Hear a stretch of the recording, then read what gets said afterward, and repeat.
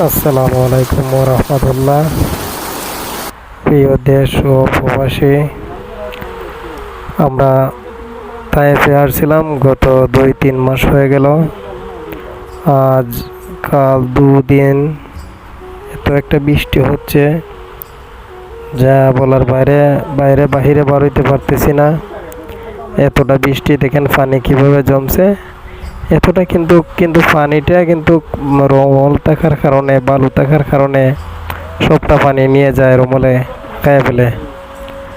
এতটা বৃষ্টি আপনারা দেখেন, বাংলাদেশের মতো এত বৃষ্টি এখন শেষ হওয়ার কারণে আমি ভিডিও বানিয়েছিলাম, তাই আপনাদেরকে এই ভিডিওটা নিয়ে দিয়ে দিলাম। আপনারা দেখেন।